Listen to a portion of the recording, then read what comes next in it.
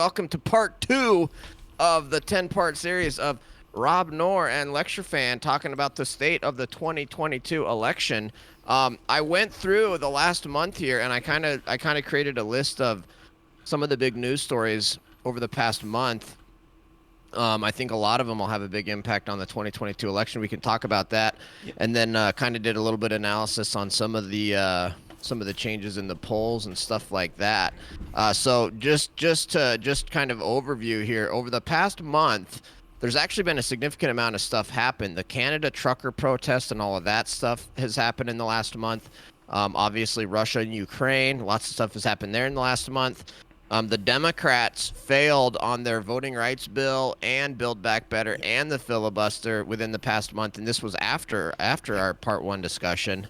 The coronavirus the situation with coronavirus has changed a lot with Democrats now all of a sudden being in favor of ending mask mandates and getting rid of COVID restrictions. Really interesting stuff there. The Olympics in China happened. Biden came out with a racial test for the SCOTUS nominee. All of those things have happened just in the last month. So, and then I've got some other kind of like smaller ones, little bit of fun stories here. And then I also was looking at the actual polling data. Amazingly, has gotten even worse Yep. for Joe Biden in the last month. Um, and particularly, I was like in the generic congressional ballot went up. Last time we did this, it was January 18th. On January 18th, the generic congressional ballot was 43 Republican, 42 Democrat. Today, it's 46 Republican, 41 Democrat. The direction of the country polls have gotten way worse for Democrats over the last month. So I think a lot of that can be explained by some of those news stories I just mentioned over here on the last month. I think we're even in a better position for the Republicans now than we were a month ago. What's your overall take on where we're at here on February 22nd, heading into the 2022 midterms? Yeah, well, first off, I will say this to take everything we're saying with this caveat in that listen to those news stories that just came this month. So we're still far out. Who knows what happens 2 months out, a month out. But right now, I agree. Things are actually looking better for the GOP. And it's a double edged sword, right? Like, it's looking better for the GOP. Why? Because the country's looking worse. Because Biden and the Democrats are failing so bad. I'm the type of person that would love to eat crow. I would love the people that I don't like and thought would be a disaster to prove me wrong.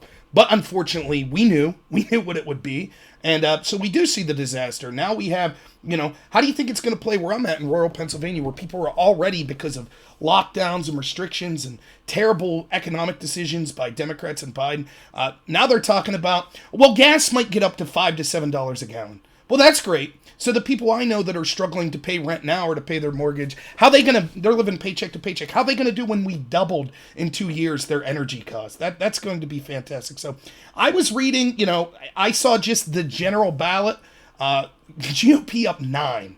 That's what I'm reading Incredible. today. That's never. Yeah, that's it's unheard of. It's It's unheard of. unbelievable. It's never. Yeah. Yeah, so I mean, I'm optimistic going in. Now, again, as we've said, things could change, and my advice We is, don't. I don't like Yeah. giving advice, but I'll say this: I think that you should always look at it like you're going to lose or you never have it guaranteed. So get out there, register people to vote, run for office yourself. Learn as much as you can about these primaries, because the primaries are going to be just as important. If we just get these rhinos that are just going to represent the Republican Party, nothing will change. But I'm optimistic with the general ballots and the midterms at this point. Yeah, I mean, I totally agree. The last thing we need to do is act as if we're winning or Yep. something. I mean, our country is headed in clearly the wrong direction.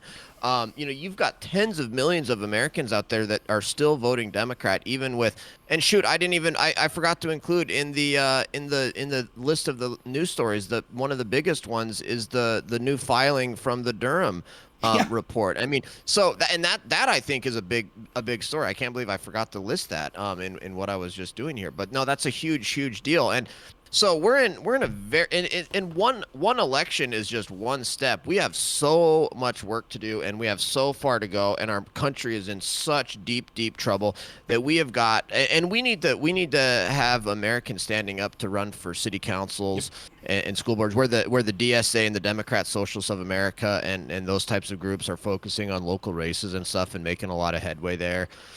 So I think a big theme of this ought to be, we have got to do everything we can to try to get the country heading in the right direction. Because even if the Republicans take back 40, 50, 60 seats in the Senate and retake the Senate, it's like that doesn't do anything to That's right. fix the DOJ or the FBI or fix some of our cultural problems that we've got in this country, things like that. Yeah, no win is big enough. But no, regardless of what happens election day, regardless of how good it looks for the GOP, I'm still going to be saying that's step one. We need to go further, and I think everyone should. You're absolutely right about that. I mean, optimistic news on the school board stuff. Like, where was it? Just in California, the one district, I Oh think San yeah. Francisco, they just recalled three members of a school in a landslide in super left wing areas. Gascon now, the district attorney there, I think in L.A. The George Soros funded district attorney that's like, well, we're just going to legalize crime. We're just not going to prosecute people, for equity. I saw that a poll today that said unprecedented 94% of district attorneys and their lawyers, assistant district attorneys in his district, want him recalled. 94%. And again, most of those lean left wing. These aren't like, Right. Rush Limbaugh listeners or Ben Shapiro listeners this is a left wing area. And even the left is like, it's going too far. And so I'm optimistic on that front as well. Totally. Yeah, and I think you're seeing a lot of that out there especially with crime. I mean, because crime has become such a problem over the last couple of years, and with Democrats just being out and out openly soft on crime and saying we should not prosecute crimes, and we're not gonna prosecute crimes to try to achieve racial justice, which is in and of itself a racist sort of statement to make. But I mean, you saw, I think, what the last election, maybe it was a special election or something. I think the city of Minneapolis, maybe it was a 2021 November election. I think, didn't the city of Minneapolis reject like defunding the Yep. police? Yeah, they rejected it and they've funded it now further than pre 2020 funding. So I mean, yeah, it's not popular. And look, here's the thing: these people, because the left controls the narrative, because they control so many cultural institutions, they get away with so much. And things, if you're, I always try to think of it, what if I'm a person that's like working 9 to 5 and I don't consume media or like me and you do because we're entertained by it and we just have an interest in it? A lot of people don't. And I don't blame them. That's fine. Raise a family, have hobbies, go to work. That's all great stuff. How do they look at this? Well, when they're inundated with, defund the police, it's a good idea. Maybe they think, oh, okay, what could that hurt? Well, we see what it hurts. We see the record homicides in these cities. I say this all the time. There are issues. We could talk about like constitutional issues, and we could talk about the racism of Joe Biden saying, my criteria for a Supreme Court justice is a black woman. We could talk about critical race theory. Those things are all important. But you know what people notice? When you lock them down and they can't go to work, when they can't take their kids out in public because crime's so bad. People notice that, and that stuff is horrible for the Democrats. No, totally. And I think, okay, so then that brings me to another news story I missed, which is the inflation story, and like what you started talking about with gas. And this has been like a pet issue of mine. And frankly, so are you familiar with Stephen Moore, the Yes. economist Yep. Stephen Moore? He was like one of Trump's like main Yep. advisors. He's sort of like a friend of the radio program that I guest host for. And so I got him on the radio when I was guest hosting, and I ran this idea by him because it was something that I had read in an article in The Economist magazine, which is a left-wing, magazine, but at least they provide some data, and it can be kind of interesting. So I enjoyed the magazine. But one of the things that they point out, which I was like, wow, that's super interesting, is that a lot of the problems in the economy right now and a lot of the inflation, it's not just from COVID. It's a convenient excuse to Right. blame it all on COVID, but a lot of what's driving it is the global warming regulations, the regulations on for example trucks in California, that energy regulations, and of course energy is foundational to everything. And so when you have rising energy costs, that drives up everything else. When you put regulations on what kinds of vehicles and manufacturing you can do, that raises costs, and it's all because of this global warming thing. And so I ran this by Steve Moore. I was like,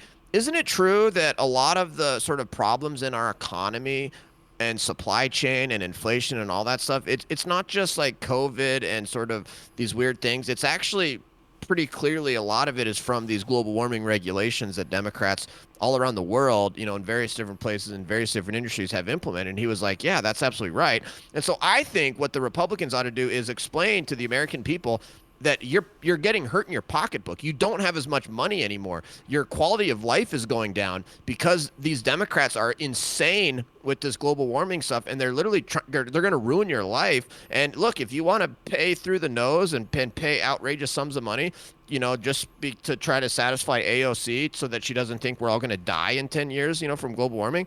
Great. But I just don't think the American people are fully informed yet enough on really how that's really impacting their pocketbook. And I think those types of issues, like you were just saying, like, are really important to people because it's kitchen table politics. People are really hurting right now because of this inflation and this rising price. Yeah, I mean, it's not just Republicans that think this. You remember one of Bill Clinton's mantras was, "It's the economy, stupid." Absolutely right. Right. Like all of these issues, and I did the policy debate in college, and it's just true. All of the issues that the left cares about or talks about all the time, they all get worse off when the economy collapses. Right? All of it. Racism's worse. Exploitation of natural resources is worse. Everything. Like you look, it's not a surprise, and the left understands this. And those issues that people talk about that you can't see in front of your face, like climate change, that's a tough sell. Now, when you look, for example, I think I saw the number one. There was polling between Republicans and Democrats. What you think the most important issue is? It's stark, right? Republicans are talking about the economy, right? They're talking about safety. Democrats are talking about voting rights bills. That was their number one issue. And then climate change was number two.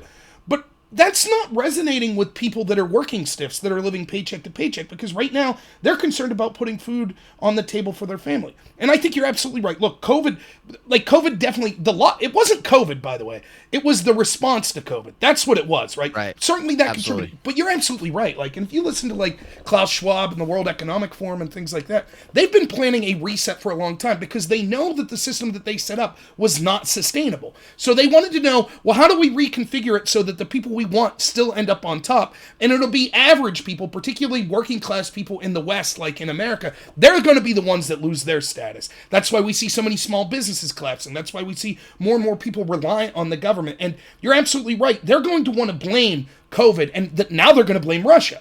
Right? They're going to say, oh, well, the economy, it's all right. You could already see them laying the narrative. Anything to avoid blame themselves. That's what they'll point to. Totally, yeah.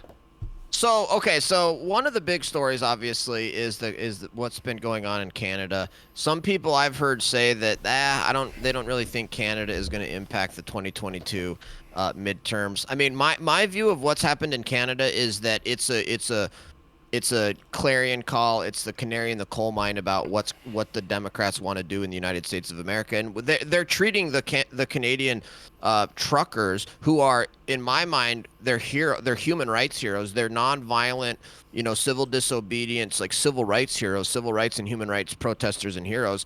And they're being treated as if they're terrorists, as if they're enemies of the state. Their lives are being destroyed. They're being treated the same way that people on January 6th are being treated and portrayed, even though they're completely different. And it's pretty horrific. And I think it will impact the 2022 midterms, although I don't necessarily. I mean, I think that there's now an American convoy being planned and done, but I think it'll have an impact on the midterms, simply because it's so consistent with what the Democrats are doing in the United States. Do you think the Canadian trucker situation is going to impact the 2022 midterms? I don't know how much, just because a lot of the people that are going, there's a lot of people that will say, I agree that that's an issue. They already are going to be like, look, I'm already Republican because of the terrible economy, because of crime, because of all this stuff. So I think that you're going to see some overlap, but it should, because I think between that,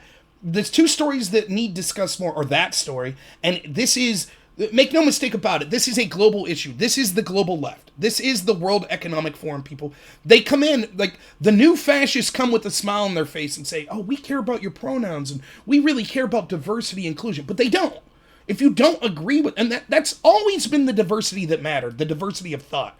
And that's why you'll never hear people like me or you saying, the people we disagree with ought to be censored from Twitch.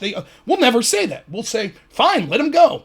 We think their ideas are bad. Go ahead, listen to them. They have bad ideas. But that's not the way, we're not going to suggest, I've never suggested, even when I saw riots all summer because of the George Floyd stuff, I didn't say anyone who donates to any of that ought to have their bank account frozen. That's insanity. Right. And that's right. And the recent poll, I was trying to dig it up here, but there was just a recent poll from Trafalgar. Over 50% of Democrats that were polled support freezing bank accounts for people they consider extremists. This is right along with the polls. You saw that 30% of Democrats polled said that children should be taken away from unvaccinated families.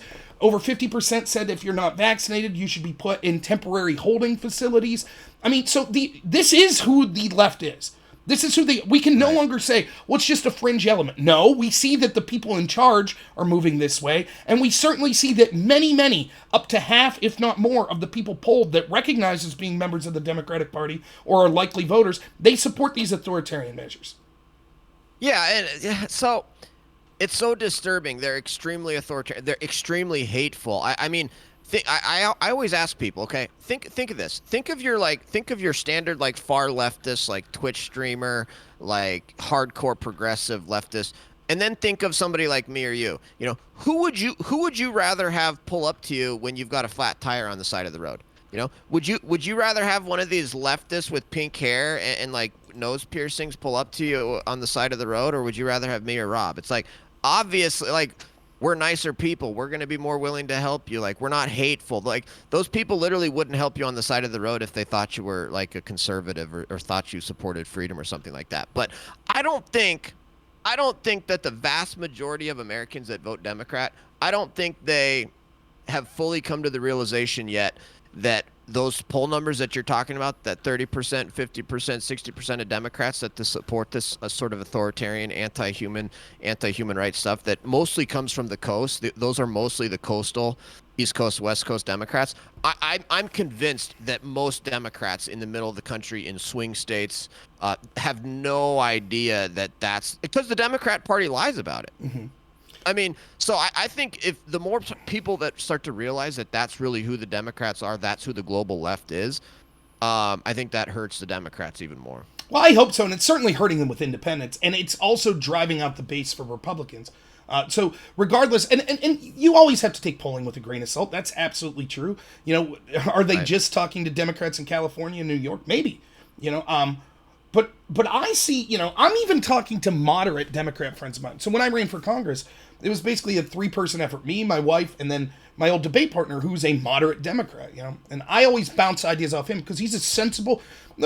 Just because you believe in more social programs and things like that doesn't make you an immoral person. I might vigorously disagree, but I certainly could be friends with those people. So I bounce ideas off him. And when I was talking to him, under his estimation, he told me that he believes 20% of Democrats probably want you to die if you're not vaccinated.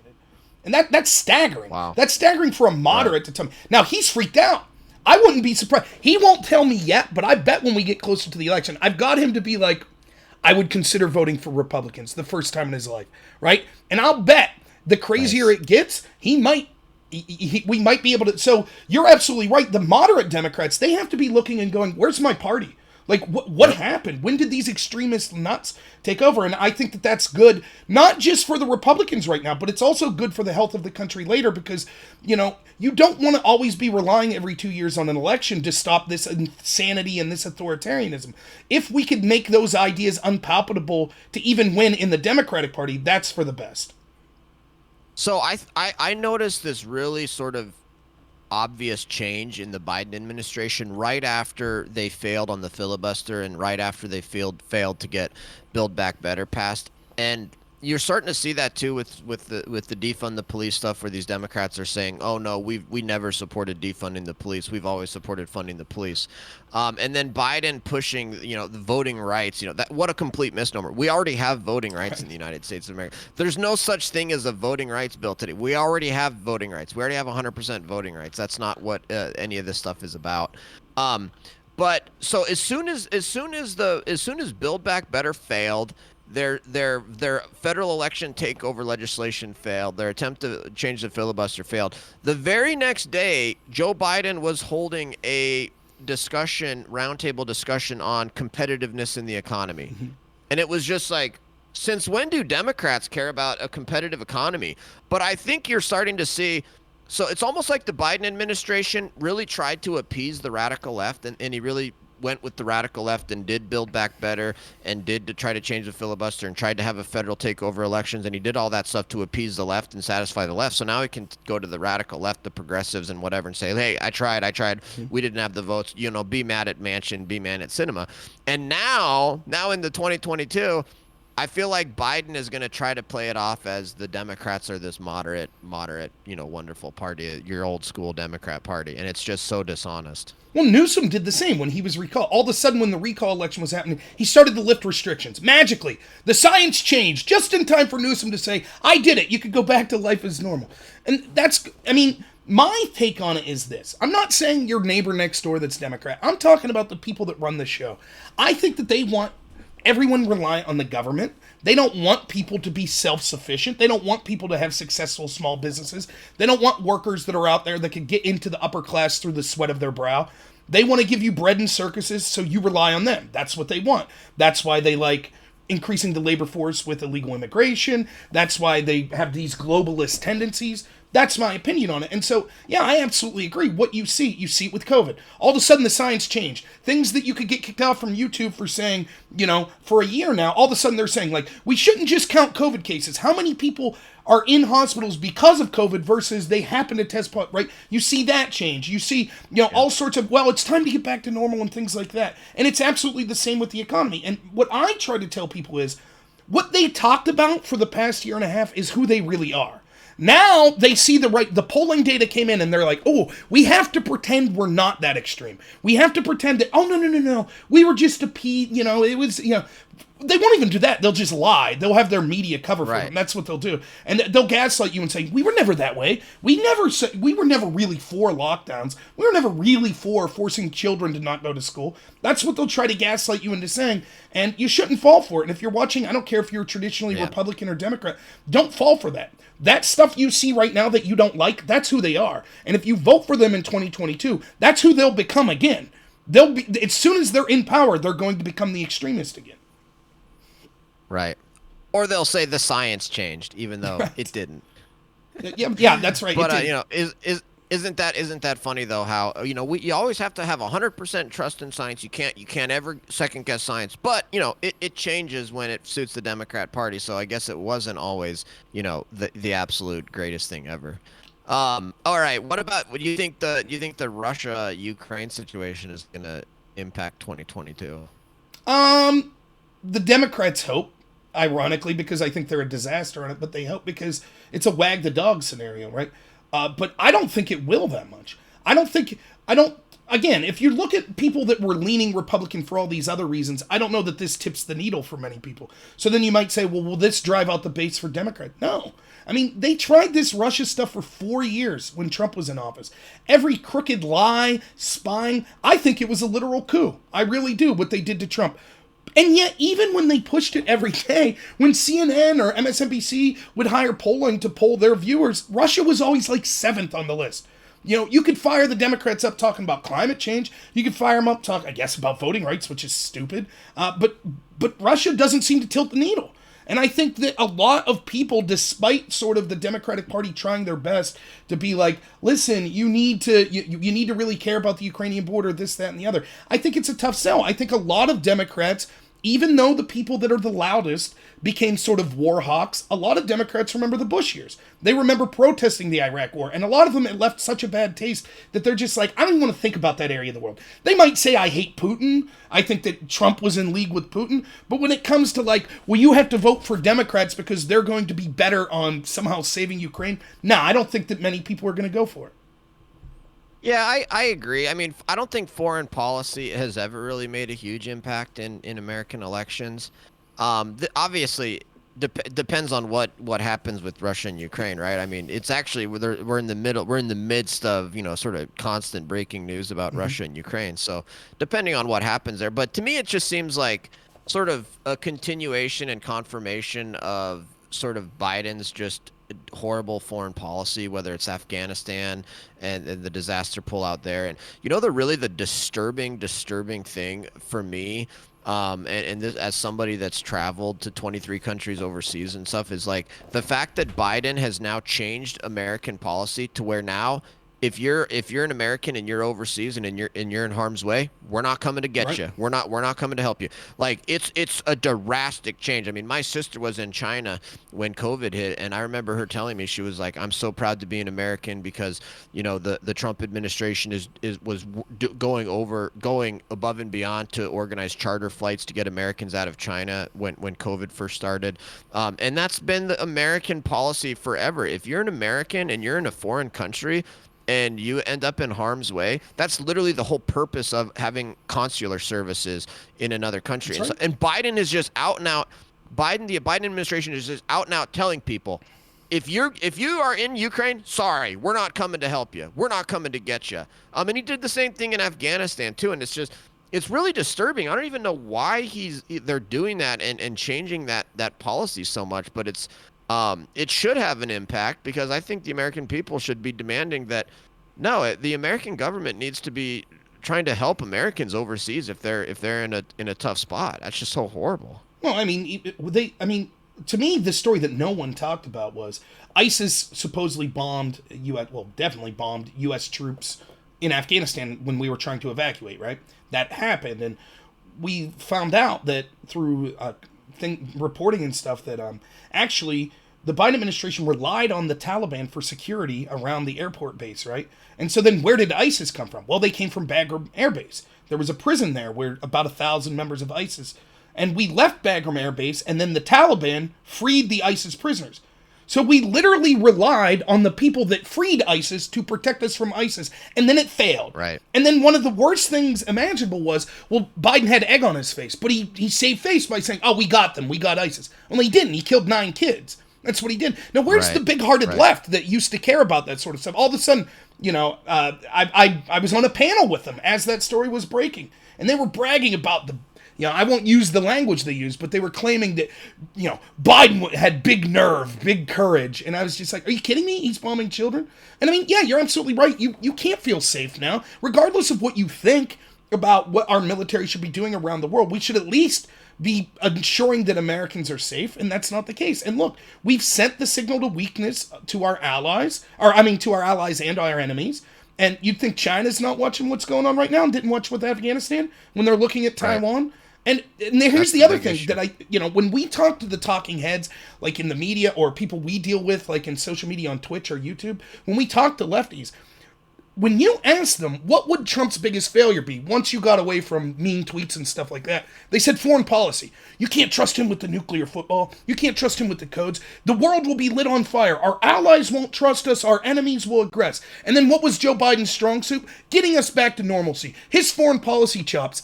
And it's literally been the exact opposite. The area that they told us was Trump's biggest weakness and Biden's biggest strength is literally probably Biden's biggest weakness and was Trump's biggest strength. And to me, that sums up everything you need to know. This guy is failing at the one thing they told us he would be good at, and I think the American people see it. Absolutely. The amount of hypocrisy and double standards on the left is just off the freaking charts anymore. Okay, so let's go on to the Democrat failure on to get their federal takeover election and Build Back Better and the filibuster passed. To me, that's just a bigger picture of basically the Democrats haven't really done anything. They don't have any accomplishments. Biden has not accomplished anything.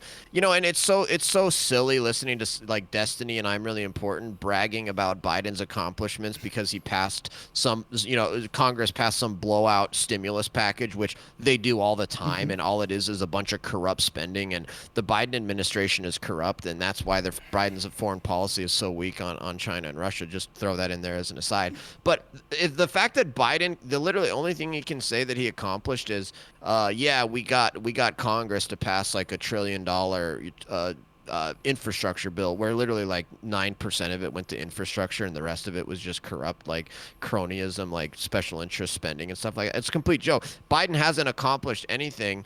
And they're focused on this insane, like woke nonsense, and the stuff that nobody cares about. And so the fact, and now we're almost into March 2022 here, late February, and they haven't accomplished anything, and they're not going to get anything done. Build Back Better is pretty much dead. They may get a slice of it passed here and there, but I think the Democrats are in deep trouble because they controlled both houses of Congress and the White House, and they really have no accomplishments. Yeah, I mean, what have they done? Like, what did they run on that they were going to do? Right? Like, Joe Biden was going to not shut down police reform, yeah. Right. He wasn't going to shut down the country. He was going to shut down the virus. How'd that work out? How'd he do with that, right? Right? And, then people will say, well, wages increased. Right. At half the rate that inflation increased. And that's if we use their new format for CPI. Because if we were using the CPI that we were using under the Trump years, it wouldn't just be a 7.6% increase. Now you're talking almost 9%. Right? So, and look, that's one issue. Right? You could lie to the American people about a lot. Right? Again, those issues that you don't. What did Trump put documents in the toilet? We don't know, right? But what you can't lie to them saying everything's great, the economy's doing good, to people that are saying I can't pay my bills. You could lie all you want and say no, you're just seeing things wrong, and that's the reality of it. Biden hasn't accomplished anything. Nothing at all. Like the best thing, like you said, the best they had was this infrastructure bill where I had a panel where people were like, I would say this, I was going through parts of the bill. I was like, this isn't infrastructure. Of course it's infrastructure. And they kept on. And I was like, I'll tell you what, why don't you tell me one thing that's not infrastructure? Can you think of giving your definition of, the Democrat definition of infrastructure? Name me one thing that's not infrastructure. They couldn't do it. They couldn't literally name one thing that's not infrastructure, right? Funding gender studies in Afghanistan, well, that's infrastructure, right? Like everything. And so Biden's comes to my neck of the woods in Pittsburgh. He's given a speech on the infrastructure bill, and a bridge collapses in Pittsburgh. Because, and let's be clear, it's not just the Democrats. All this money that we constantly pay, that should be, right? Our defense, like our military, our infrastructure, those are the fundamental things that our government should be doing. But we give money, we pay taxes for that stuff, and they don't take care of it. And certainly the Democrats are worse, but there are certainly many rhinos that need to be called out on this too. And so what we see is, yeah, this is your big victory, that you got a bunch of rhinos to go along with Democrats to have an inflated bill that's not going to do the stated purpose of like ensuring that the roads and our electric grid and things like that are good. I mean, it's a failure any way you slice it, and the PR people and the lapdog propaganda media is out there as strong as they can carrying water for Biden, and the American people, I mean, don't believe us, look at the polling. 9%. Or not +9 GOP in the general. Well, what's hilarious is if you watch any of the mainstream media, they will always say the Democrats, they just have a messaging problem. This is all about just Democrat messaging. If the Democrats could just go out and tell the American people what they've accomplished and what they've accomplished, that would be just fine. And the Republicans are only doing well in the polls because, disinformation and misinformation. Even though the Democrats would put Putin to shame in terms of the amount of disinformation and misinformation they put out. But it's always about, Democrat messaging. That's always the excuse, is that if the Democrats just had their messaging better. And every time I hear them say that, I'm just like, thank goodness. You guys still haven't figured out. They still don't know why Trump won. They have no idea why Trump won. They have no idea why their poll numbers are bad. And they think it's their messaging, and it's really got nothing to do with that. Yeah, I absolutely agree. And, the important thing to remember here is they have all the messaging on their side, and they're still blaming that. And one of the things Trump was divisive. Sometimes Trump attacked people in ways that, dude, you don't have to go after Rosie O'Donnell. You're president of the United States. Someone says Rosie O'Donnell said, you say, who? Next question. I'm president. Moving on. So some of that stuff was petty and dumb. But one of the things that I could applaud Trump for, I don't recall him ever attacking voters. I don't recall. He might attack AOC, but he's not going to say the people that voted for AOC. Listen to what the Democrats are doing. If you're unvaccinated, you're the enemy. If you support the truckers, you're the enemy. You're a white supremacist. Well, there's a bunch of people that may have left-wing tendencies that now they're being lumped in. You saw it with the Joe Rogan thing. They made a list of all the right-wingers that he had on there, like Russell Brand, right? Like all of these traditional Bernie voters that all of a sudden are now being called right-wing. And you can only attack these people so long before they're... I'm not saying they're going to become diehard Republicans, but more are going to lean that direction, and they're certainly going to be like, I can't support this iteration of the Democratic Party. Totally agree. Okay, so my take is that the Democrats saw the writing on the wall with the polling in terms of mask mandates and vaccine mandates and COVID lockdowns and COVID restrictions, and now the Democrats have done like this total 180. And I think, to me, it seems like that's all for 2022. And so now they're going to go into 2022 claiming that they're the ones that ended the mandates and restrictions and open schools, and they're going to try to take credit for that. And it's just going to be complete gaslighting and misinformation. And I don't think the Democrats are going to be successful at that. But I have to say, thankfully, we've got a midterm election so that the Democrats finally backed off of this COVID insanity, if only just to try to help themselves in the election. Yeah, I mean, it's sad that that's what we've come to as a country. Your freedom only matters if it can help the Democrats win an election. And it's terrible. And it is gaslighting. And look, there's something to be said of, even if you're an authoritarian, I still respect you more if you stand by your convictions, right? What I can't stand is people that want to act like they didn't support the things that they just vehemently supported for 2 years. It's one of my biggest pet peeves I have. I hate dealing with people on these panels or on debates I'm on that will say things like this. Oh, I never bought into the Trump-Russia thing. I didn't buy into it. Oh, no, I was condemning violence from Black Lives Matter. And it's like, no, you weren't. Maybe you as an individual were, but there's a 95% chance you weren't. I just don't know you. I don't watch you every day. And that's one of the things that always really irked me, particularly about the establishment left. And it's one of the ways when you're having a conversation with someone who's more moderate, that, for example, take an issue like gun control. They might say something like this: well, what do you really care about bump stocks? If they got rid of bump stocks, it's the end of the world. And it's like, if you could see into the future and that would be it, maybe that's not the end of the world. But the problem is they're never honest about what they want. They're always going, as soon as you give an inch, they're like, okay, time for the next inch. And so they won't be honest. And I know, and you know, that they're going to find another issue, whether it be COVID in 2023 or climate change or January 6th type stuff and right-wing terror. They will find a reason to restrict us again and again and again until the election comes up, and then they'll partially lit up. So yeah, that's the message that I'm trying to spread to people. Don't buy them saying, oh, now everything's back to normal. Because I assure you, the science will change again if you vote for Democrats in 2022, and we'll be right back to where we were for the past year and a half. Yep. No, it's amazing. Every time I've gone on these Twitch panels, and let's say we're going to talk about cancel culture, suddenly all the leftists, they don't support cancel culture, and they don't support banning people, and they don't support censoring people. And then you talk about guns, and no, all of a sudden they don't support taking away your guns. And it's just issue after issue after issue, and they're just completely dishonest. And yeah, they never believed in, Trump-Russia collusion and stuff like that. It's just, it's absolutely preposterous. But I totally agree with you. Part of the big thing that the Republicans have to do is to show the American people that the Democrats are lying when they say that they're not in favor of all this stuff.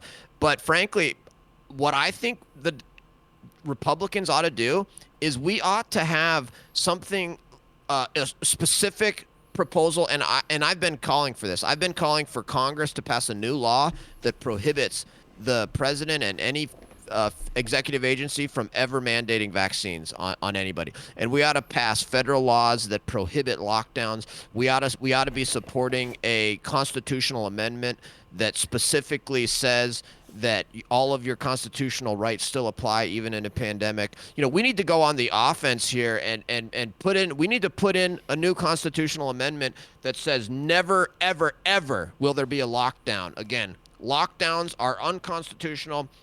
Black and white, period.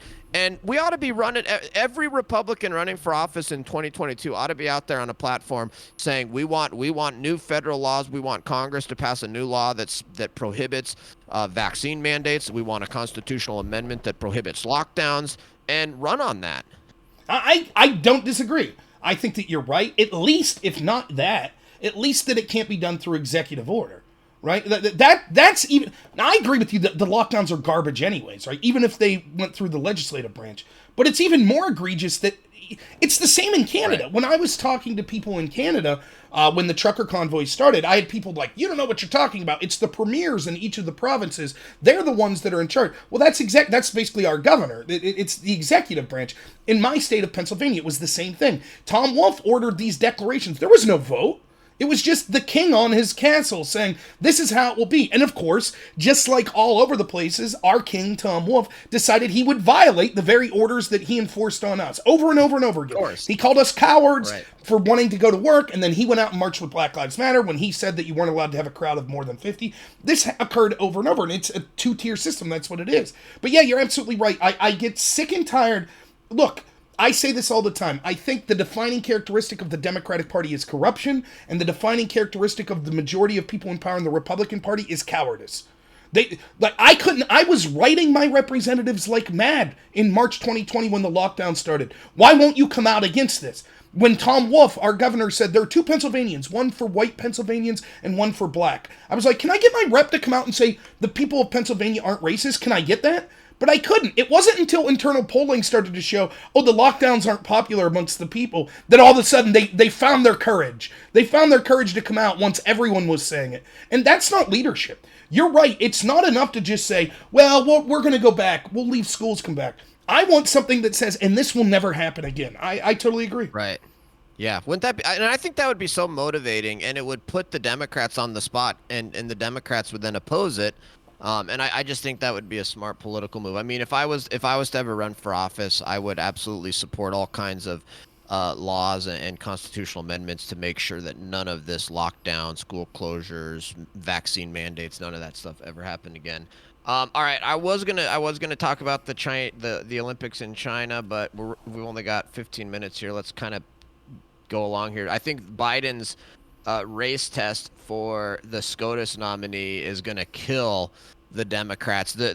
Frankly, I'm wondering if Breyer literally timed his retirement from the Supreme Court to try to help the Democrats jazz up their base.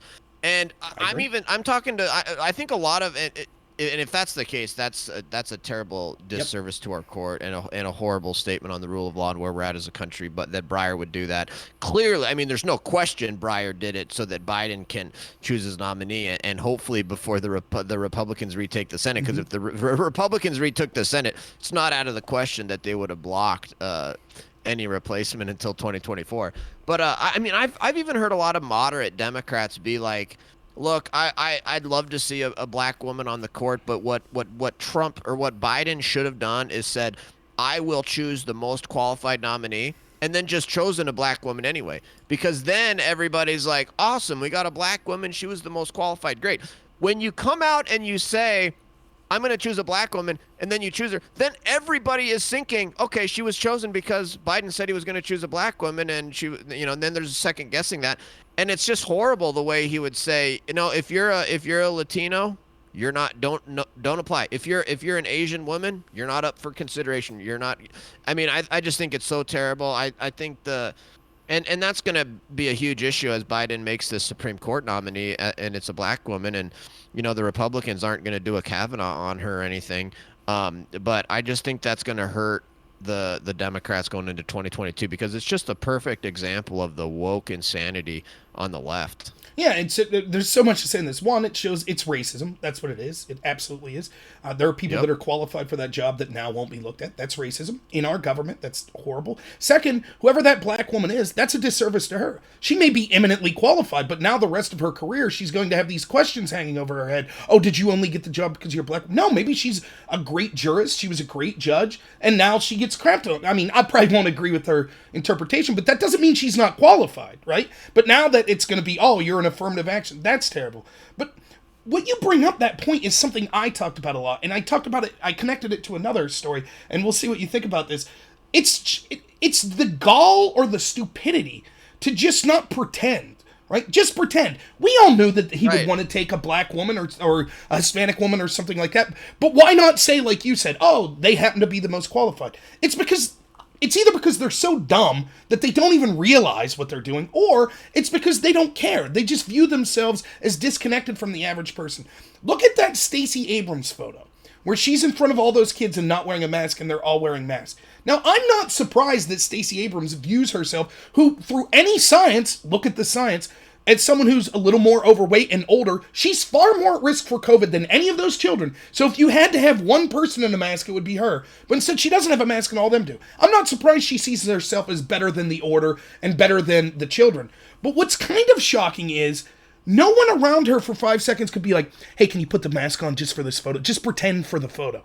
They don't care. Right. Just like Biden, no one around him could be like, just pretend that you were looking at everyone and you picked the black woman. They don't care. That's the hubris they have, because they're never challenged. They expect their lapdog media and all of the people in charge of our culture and our narrative to just go along with them. And so, another example of this is Ned Price, when he was asked by that reporter, I believe from the New York Times, where's your evidence that Russia's going to stage a false flag?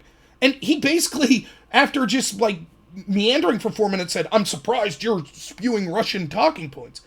They're not used to being challenged. They literally view you as peasants, right, and they'll just do what they want. And so, to me, that's what this Joe Biden story was. Yes, it shows the racism that me and you knew it exists, but it also shows that they're either stupid or care so little about you, they don't even put on airs. They're just like, yeah, it's right out in the open. What are you going to do about it? Yeah, no, it's a really interesting question. Like, why would you do that, knowing that maybe they don't know that most Americans are going to view that as very off-putting and just wrong, and it makes it's just so clear. It's like, I don't know, maybe I like I said, I still don't think they have any clue why Trump won originally. I was looking at the Real Clear Politics latest polls, and there was an Emerson poll, a recent Emerson poll that showed Trump beating Biden in 2024, and then they've got the generic congressional ballot with Republicans up 9 and all of this stuff going on. And the Democrats are just full steam ahead on all of this woke nonsense. And I don't know if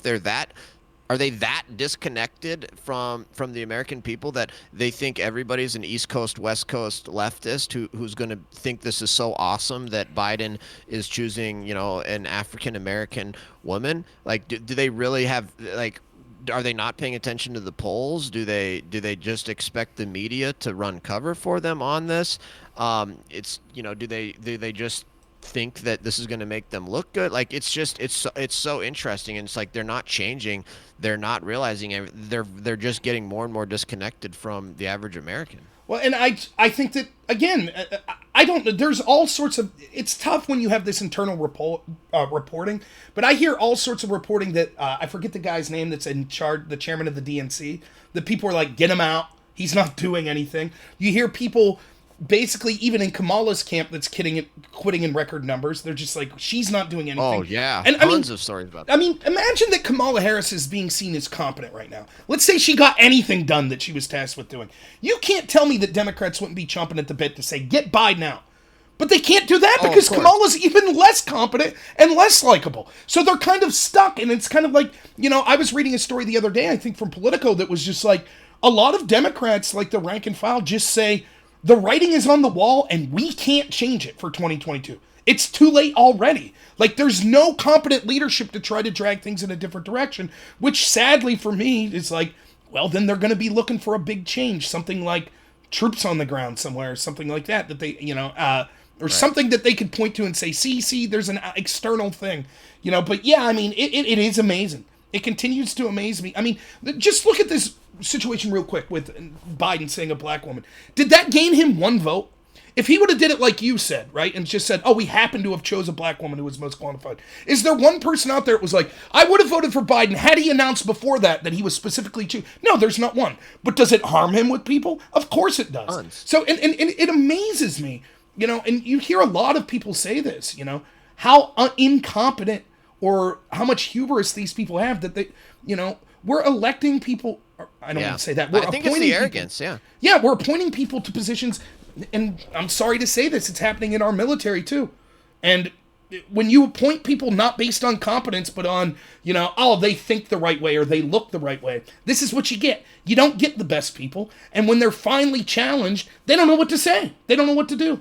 Yeah. Oh my gosh, like all of like what let's be honest about why Kamala Harris was chosen. I mean, Kamala Well, Harris was chosen for the same reason Biden is going to choose his Supreme Court nominee, and everybody knows it, and she's not competent. I mean, you listen to these quotes. Have you seen these quotes that she's been on video saying over the last week or two where everybody says that she sounds like she's a sixth grader who had to write 400 words for yeah. a book report, but they never read the book, you know? So they're just like stringing words together. She doesn't know what she's talking about. She's the most unlike, she's less likable than Hillary Clinton. She's more toxic of a personality than Hillary Clinton. So it's just, I mean, in that's what you get. And you listen to All right. Kamala, real quick, you listen to Kamala and Biden, and I don't like this guy, but then listen to Putin speak.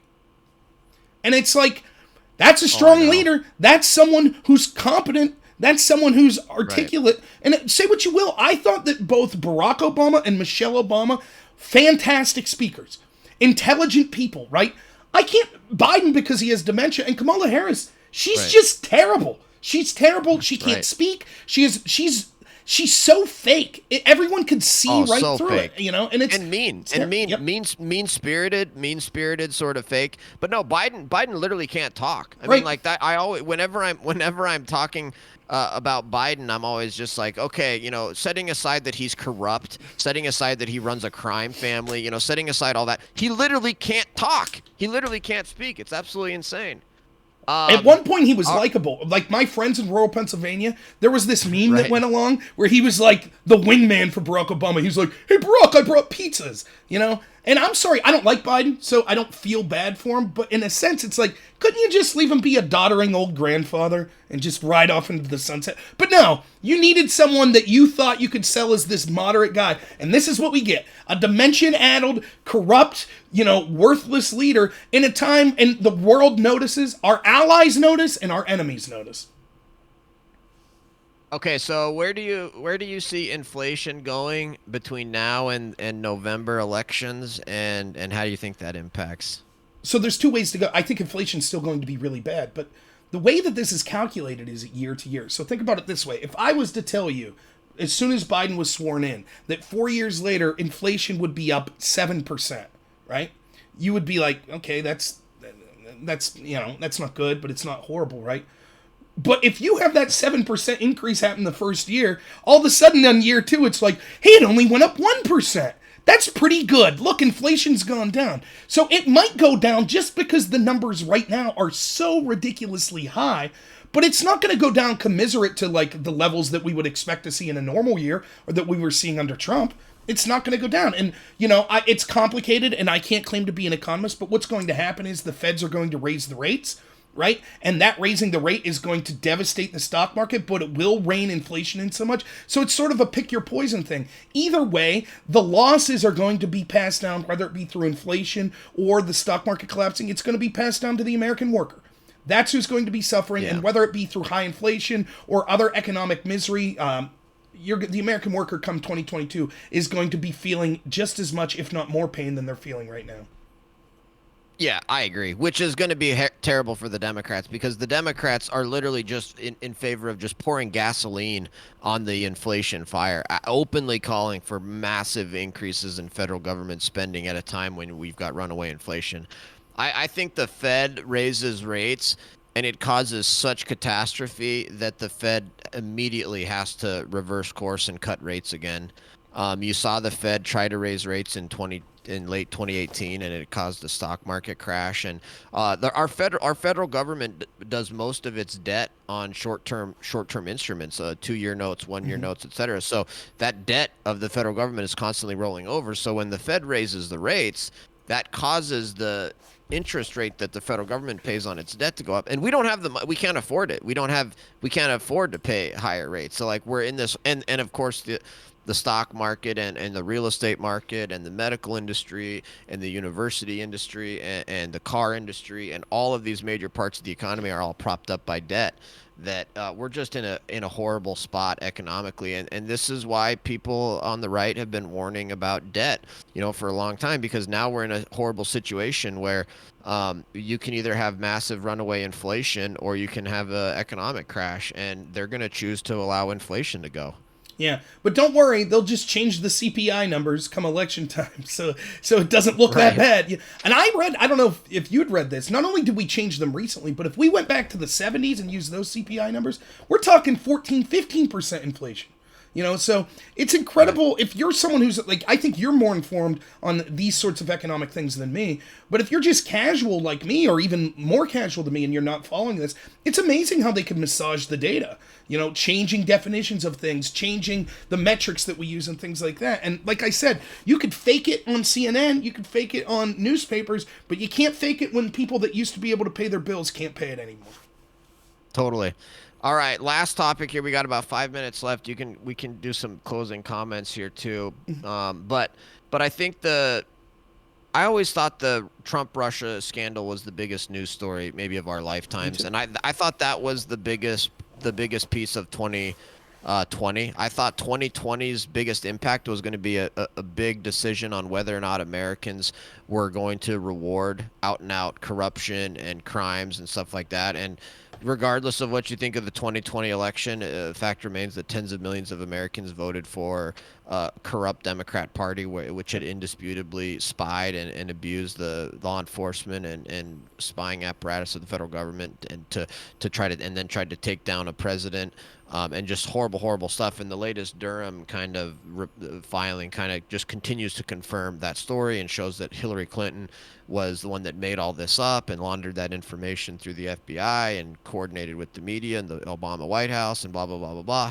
But it doesn't seem to be making that big of an impact on our politics. And that's just so sad. What a sad statement that's not the number one story day in and day out. And about what that says about this country. I mean, there's so much to say on this. It's appalling.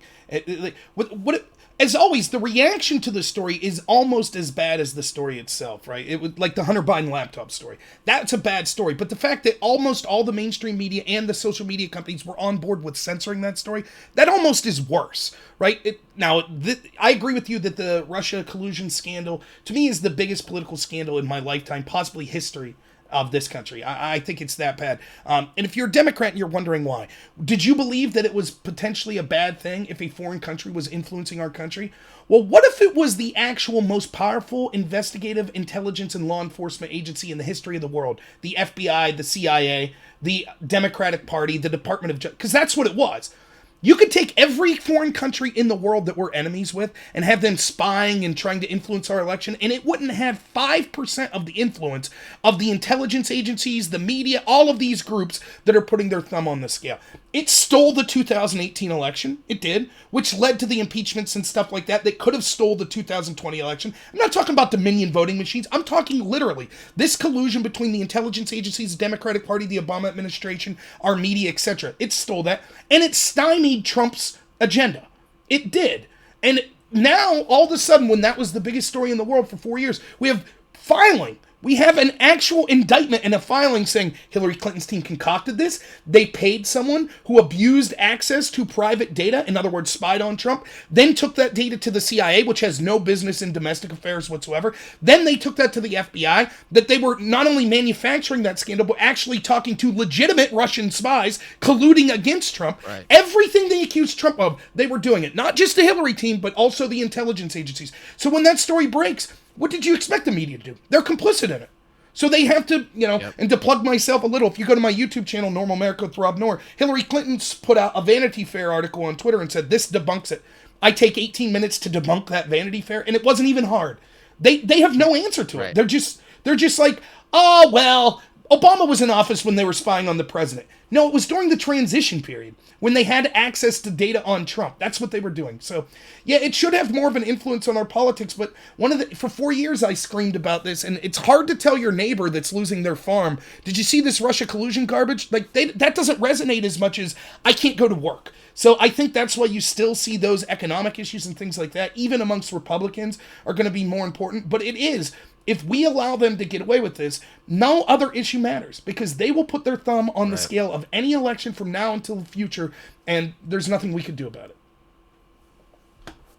Well, awesome. I did have more stuff to go through, including a Pennsylvania Republican Senate primary poll showing Dr. Oz leading. But that's gonna have to wait. That's gonna have to wait for the next month. I do want to keep this to an hour, so that's part 2. We'll do another one maybe, late March. Sounds good. Thanks so much, Rob.